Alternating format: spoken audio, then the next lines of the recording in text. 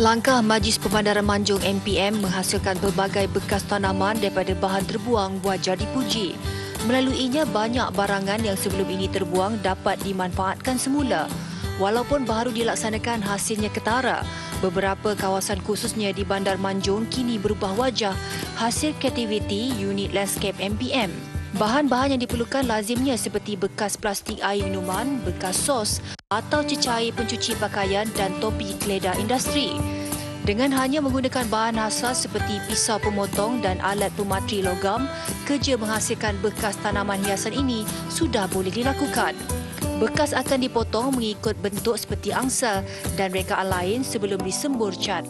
Dalam beberapa minit sahaja terhasillah bekas yang sedia untuk digunakan sebagai pasu tanaman hiasan. Dan dengan sedikit sentuhan kreativiti, susun atur dapat menjemakan landscape baru yang memukau pandangan. Dengan barang-barang yang kita boleh jumpa sini di rumah kita seperti tong-tong plastik, barang-barang yang kita habis guna tetapi selalunya kita buang hantar ke tempat pembuangan. Jadi barang-barang tersebut kita tukarkan dengan sedikit idea yang kreatif, dengan sedikit inisiatif, dengan kos yang sangat rendah, kita dapat tukar peralatan tersebut kepada barang yang kita boleh gunakan semula.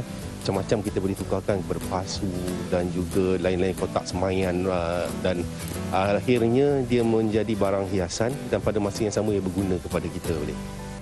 Tambahnya, usaha kreatif ini secara tidak langsung dapat mengurangkan kadar pembuangan sampah bagi bahan boleh kitar semula. Menurut Syamsul Haziman lagi, kreativiti yang dikongsi di media sosial, pihak berkuasa tempatan itu boleh diibaratkan sebagai khidmat sosial kepada penduduk yang berada dalam situasi sukar pada masa kini. Kita turut berkongsi dengan para penduduk dan juga pengikut media sosial kita inisiatif yang kita buat ini. Mereka boleh dapatkan khidmat bantu, nasihat dan juga idea-idea untuk berkongsi macam mana cara kita lakukan perkara ini. Dan sebenarnya kami melihat ini adalah tanggungjawab sosial kami kepada masyarakat bahawa dalam tempoh yang kita katakan sukar ini, kita perlu berusaha untuk mencari jalan keluar, iaitu berkreativiti. Benda ini sebenarnya boleh dilakukan dengan keluarga, dengan anak-anak.